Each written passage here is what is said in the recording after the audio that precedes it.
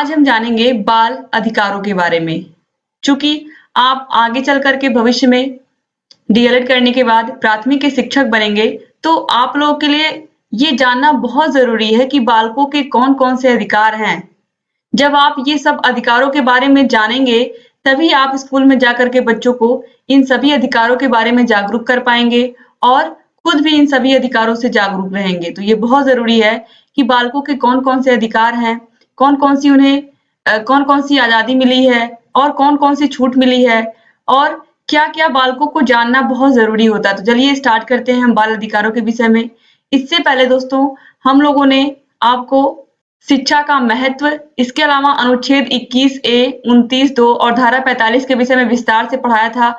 अगर आपकी पिछली क्लास मिस हो गई है तो उस वीडियो की लिंक हम डिस्क्रिप्शन बॉक्स में दे देते हैं, आप वहां जाकर के उन वीडियोस को देख लीजिएगा। साइड में आई बटन पे भी क्लिक करके आप उन वीडियोस को देख सकते हैं। देखिए, राज्य परियोजना कार्यालय उत्तर प्रदेश द्वारा सभी के लिए शिक्षा परियोजना तथा शिक्षा निदेशक द्वारा शिक्षा के सार्वजनिकरण हेतु बाल अधिकारों की घोषणा की गई।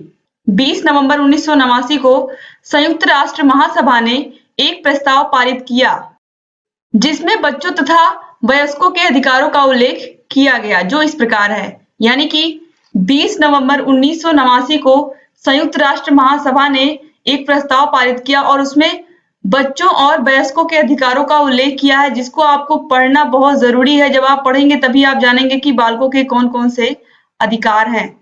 सबसे पहला अधिकार है बच्चों को जन्म के तुरंत बाद पंजीकरण और राष्ट्रीयता प्राप्त करने का अधिकार है। यानी कि जैसे ही बच्चा जन्म लेता है, उसके जन्म का पंजीकरण, जन्म प्रमाण पत्र बनवाना बहुत जरूरी है। इसके अलावा बच्चा जैसे ही जन्म लेता है, उसे उसकी राष्ट्रीयता प्राप्त करने का अधिकार है। मतलब अगर आप समझ लीजिए बच्चा इंडिया में पैदा हुआ है तो उसको इंडिया की नागरिकता, किसी भी देश में पैदा हुआ है तो उसको उस देश की नागरिकता होनी चाहिए उसके पास, या जो उस देश का रूल होगा, उस देश के रूल के अकॉर्डिंग उस बच्चे को राष्ट्रीयता प्राप्त करने का अधिकार है। क्योंकि हर एक देश में राष्ट्रीयता प्राप्त करने का अलग-अलग अधिकार होता है, तो उस बच्चे को राष्ट्रीयता प्राप्त करने का अधिकार है। अब देखिए, इसके बाद प्रत्येक बच्चे को अपनी राष्ट्रीयता, नाम एवं पारिवारिक नाम बनाए रखने का अधिकार है। जैसे कि आप सभी लोग को पता है कि मैक्सिमम हम जिस धर्म में जन्म लेते हैं, उस धर्म को हम मानते हैं। तो जिस राष्ट्र में हमने जन्म लिया है, उसकी राष्ट्रीयता को हम मान रहे हैं, तो ये उस बच्चे के ऊपर, बच्चे को इसका पूरा अधिकार है, वह किस तरीके से राष्ट्रीयता को मानता है। जिस देश में उसने जन्म लिया है, उस देश की राष्ट्रीयता को वो मान रहा है, या फिर उसके माता पिता की राष्ट्रीयता क्या है, इसके ऊपर भी उसकी राष्ट्रीयता निर्भर करती है। तो दोस्तों, ये भी बहुत जरूरी है कि बच्चे ने किस देश में जन्म लिया है और उसके माता पिता की राष्ट्रीयता क्या है। अब देखिए, उसको पारिवारिक नाम बनाए रखने का पूरा अधिकार है। जिस प्रकार से उसके माता पिता सरनेम लगाते हैं अपना, वही सरनेम उसको भी लगाने का पूरा अधिकार है बच्चे को। इसके बाद बच्चे को माता पिता के इच्छा के विरुद्ध अलग ना करना। यानी कि संयुक्त राष्ट्र महासभा ने जो प्रस्ताव पारित किया था, उसमें ये भी लिखा था कि बच्चों को माता पिता की इच्छा के विरुद्ध अलग नहीं किया जा सकता है। अब इसके बाद है बच्चों के अपहरण। आप सभी लोग जानते हैं बच्चों का किडनैपिंग होता है, बड़े स्तर पे होता है। तो यहाँ पर देखिए, बच्चों का अपहरण, क्रय विक्रय, ये भी आप सभी को पता है, एवं व्यापार को रोकने के लिए राष्ट्र द्वारा कानून बनाने का अधिकार है। यानी कि हर एक देश को ये अधिकार है कि बच्चों का क्रय विक्रय ना होने पाए, बच्चों का किडनैपिंग ना होने पाए, बच्चों का व्यापार ना होने पाए। आप सभी को पता है कि किस तरीके से बच्चों का क्रय विक्रय किया जाता है, बच्चों के शरीर के अंगों को निकाल करके बेच दिया जाता है। तो ये सभी जो है, ये बहुत सारे देशों में ये चलता है, जो कि एक घिनौना अपराध है अगर इसको कहा जाए तो। उससे भी क्रूर है, क्योंकि बच्चे भगवान का रूप होते हैं, आप सभी लोगों ने सुना होगा। तो इस तरीके से बच्चों के साथ ऐसा दुर्व्यवहार तो होना ही नहीं चाहिए, लेकिन बहुत सारे देशों में ऐसा होता है। तो इसको रोकने के लिए हर एक देश को कानून बनाने का अधिकार दिया गया है। इसके बाद यदि माता पिता अथवा उनके लिए रखे गए उत्तरदायी व्यक्ति बच्चे के साथ दुर्व्यवहार करते हैं, तो राष्ट्र से संरक्षण पाने का अधिकार है। यानी कि अगर बच्चे के माता पिता उसके साथ दुर्व्यवहार कर रहे हैं, या फिर अगर बच्चे को किसी ने गोद लिया है, उसके उत्तरदायी व्यक्ति उसके साथ दुर्व्यवहार कर रहे हैं, तो उसे राष्ट्र से संरक्षण पाने का अधिकार है। यानी कि वो जिस देश में रह रहा है, उस देश का दायित्व है कि उसको उसका लालन पोषण करे, उसका पालन करे, यानी कि ये उस राष्ट्र के ऊपर निर्भर हो जाता है। अगर उसके माता-पिता उसके साथ सही से व्यवहार नहीं कर रहे हैं उस बच्चे के, या फिर जिसको उसकी ज़िम्मेदारी सौंपी गई है, वो लोग उससे ठीक प्रकार से व्यवहार नहीं कर रहे हैं, तो वहाँ के राष्ट्र को, वहाँ की सरकार को उस बच्चे की ज़िम्मेदारी लेनी होगी। तो यहाँ पर ये हो गया, ये भी बाल अधिकार में ही आता है।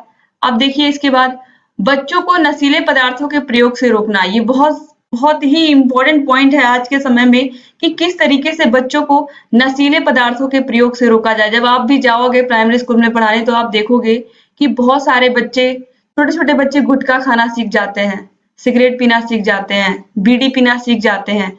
क्यों सीख जाते हैं? क्योंकि उनको ऐसा माहौल मिलता है। ड्रिंक करना सीख जाते हैं बच्चे, क्योंकि उनके परिवार का माहौल ऐसा होता है, जो वो लोग देखते हैं अपने अपने पिता से या अपने परिवार के अन्य सदस्यों से जो ऐसा काम करते हैं, तो उनको देख कर के वो लोग भी सीख जाते हैं। जुआ खेलना, ये सब चीज़ें अगर बच्चों के पिता इस तरीके के हैं या उनके परिवार में अन्य सदस्य ऐसे हैं, तो बच्चों को भी इसकी लत लग जाती है। तो ये बहुत ज़रूरी है किस तरीके से आप इन सभी चीज़ों से बच्चों को बाहर निकालते हैं, तो इनके विषय में भी आपको जानकारी होनी चाहिए कि ये भी बाल अधिकारों को किस तरीके से, यहाँ पर देखिए, इनसे भी हमको बच्चों को बचाना है, नशीले पदार्थों के प्रयोग से भी बचाना है, क्योंकि बच्चे अगर शुरू से इन सब चीज़ों के आदी हो जाएँगे तो उनका भविष्य खराब हो जाएगा और वो उनका जीवन ही बर्बाद हो जाएगा इन सब चीज़ों से। तो ये बहुत ज़रूरी है कि बच्चों को नशीले पदार्थों से दूर रखा जाए, चाहे वो किसी प्रकार से, चाहे वो ड्रिंक करना हो, चाहे वो बीड़ी, सिगरेट, कोई भी चीज़, ये सभी बहुत हानिकारक हैं सेहत के लिए भी बच्चों के, तो बच्चों को तो इन सब से दूर रखना ही चाहिए। किसी भी प्रकार से एक टीचर का कर्तव्य यही है कि बच्चों को किसी तरीके से, उनकी माताओं को खासकर समझाएँ, बच्चों को की काउंसलिंग करें, बच्चों को समझाएँ क्या सही है, क्या गलत है, किस तरीके से, क्योंकि तभी बच्चे समझ पाएँगे। इसके बाद देखिए, जहाँ गोद लेने की मान्यता है, वहाँ बच्चों को हित साधन प्राप्त करने का अधिकार, यानी कि जहाँ पर गोद लेने की मान्यता है, वहाँ पर भी बच्चों को, जो लोग गोद लेते हैं, उनको भी बच्चों का सही से लालन-पोषण करना है। अब देखिए इसके बाद है शरणार्थी बच्चों को संरक्षण प्रदान करने का अधिकार। अब शरणार्थी का मतलब क्या होता है? मान लीजिए हमारे देश में और किसी अन्य देश में युद्ध हुआ, तो वहाँ के कुछ लोग हमारे देश में आ गए शरण लेने युद्ध होने के पश्चात। तो जो हमारे देश में आ गए हैं, उन्हें हम शरणार्थी कहेंगे।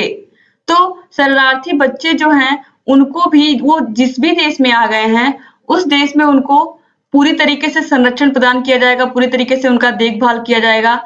ये भी बच्चों के अधिकार के अंतर्गत आता है। इसके बाद देखिए, सशस्त्र संघर्ष या युद्ध में 15 वर्ष से कम आयु के बच्चों के भाग न लेने तथा सेना में भर्ती न होने का अधिकार। जो 15 वर्ष से कम आयु के बच्चे हैं, उन्हें युद्ध में भाग नहीं लेना है, ना तो वो युद्ध में भाग ले सकते हैं, ना तो वो सेना में भर्ती हो सकते हैं। हमारे देश में भी सेना में भर्ती होने के लिए कम से कम 18 वर्ष की आयु होनी चाहिए। 15 वर्ष से कम आयु के बच्चों को युद्ध में भाग नहीं लेना है और ना ही उनको सेना में भर्ती होना है। तो ये भी बच्चों का ये अधिकार है। आप सभी को ऑलरेडी पता है कि 14 वर्ष तक के बच्चों से बाल मजदूरी भी नहीं करवा सकते हैं आप। 14 वर्ष के बाद ही बच्चे काम कर सकते हैं इस तरीके का। तो ये भी आप लोग ले जाना जरूरी था। अब देखिए इसके बाद, राज्य परियोजना कार्यालय उत्तर प्रदेश द्वारा शिक्षा के सार्वजनिकरण हेतु बाल अधिकारों की घोषणा की गई है। आप सभी लोग प्राइमरी स्कूल में जा चुके हैं, आप सभी लोग की एक बार टीचिंग लग चुकी है।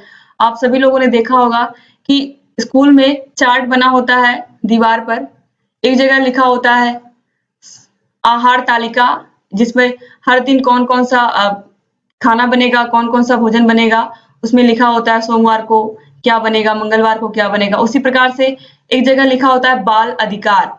तो उत्तर प्रदेश सरकार के द्वारा जो जो बाल अधिकार बताए गए हैं, वही वहां पर लिखा गया है। तो बाल अधिकार कौन कौन से हैं, आप सभी लोगों ने अगर एक बार भी पढ़ा होगा उसको, तो आपको सभी चीजें याद आ जाएंगी। वही सब वो दीवार पर लिखा होता है बाल अधिकार के विषय में। तो यहाँ पर देखिए, सबसे ऊपर पहला लाइन यही लिखी होती है, 6 से 14 वर्ष के सभी बच्चों को निःशुल्क शिक्षा का अधिकार है। यानी कि अभी तक हम जो पढ़ रहे थे वो संयुक्त राष्ट्र महासभा के द्वारा बच्चों के बाल अधिकारों के विषय में बात हुई थी। अब यहाँ पर जो हम पढ़ रहे हैं, ये उत्तर प्रदेश के द्वारा, उत्तर प्रदेश सरकार के द्वारा जो शिक्षा के सार्वजनिकरण हेतु बाल अधिकारों की घोषणा की गई है, उसके विषय में हम पढ़ेंगे। तो सबसे पहले यही हो गया, 6 से 14 वर्ष के सभी बच्चों को निःशुल्क शिक्षा का अधिकार है। ये अनुच्छेद 21A में लिखा गया है कि 6 से 14 वर्ष के सभी बच्चों को निःशुल्क शिक्षा का अधिकार है और इस अधिकार का पालन सभी राज्य सरकार अपने राज्य में कानून बनाकर इस नियम का पालन करेंगी। इसके बाद देखिए दूसरा पॉइंट है कक्षा 1 से 8 तक के सभी बच्चों को निःशुल्क पाठ्य पुस्तकें। आप सभी को पता है कि प्राइमरी स्कूलों में बच्चों को पाठ्य पुस्तकें बिल्कुल निःशुल्क मिलती हैं, कक्षा 1 से 5 तक भी और 6 से 8 तक। इसके बाद प्राथमिक विद्यालय के सभी बच्चों को पूर्व निर्धारित मेनू के अनुसार पका पकाया भोजन, गुणवत्तापूर्ण शिक्षा के लिए प्रत्येक विद्यालय में 2 शिक्षा मित्रों की तैनाती। ये भी आप सभी को पता है कि प्राथमिक विद्यालयों में हर एक विद्यालय में 2 शिक्षा मित्रों की तैनाती होती है। ये अनिवार्य होता है, कम से कम 2 शिक्षा मित्रों से स्कूल में रहें। अब इसके बाद देखिए शैक्षिक दृष्टि से पिछड़े विकास खंडों में कक्षा 1 से 5 तक की सभी बालक बालिकाओं को निःशुल्क यूनिफॉर्म तो सभी बच्चों को मिलता है, कक्षा 1 से 5 और कक्षा 6 से 8 तक के बच्चों को भी मिलता है यूनिफॉर्म। 2-2 सेट यूनिफॉर्म सभी बच्चों को मिलता है निःशुल्क, ये आपको पता ही है। और इसके बाद अनुसूचित जाति, जनजाति एवं पिछड़े वर्ग के लिए बालकों को छात्रवृत्ति के रूप में 1 से 5 तक 300 रुपए और कक्षा 5 से 8 तक 480 रुपए वार्षिक देय है। इसके बाद विद्यालय के रखरखाव के लिए 5000 रुपए प्रति विद्यालय वार्षिक योगदान मिलता है। ये भी आप सभी को पता होगा कि 5000 रुपए मिलते हैं हर एक विद्यालय को वार्षिक योगदान में। तो ये एग्जाम में पूछता है कि विद्यालय को रखरखाव के लिए कितने रुपए मिलते हैं साल में, तो 5000 रुपए मिलते हैं। और विद्यालय विकास अनुदान के रूप में 2000 रुपए मिलते हैं। तो आप याद रखिएगा कि विद्यालय के रखरखाव के लिए 5000 रुपए और विद्यालय अनुदान के रूप में 2000 रुपए वार्षिक मिलते हैं।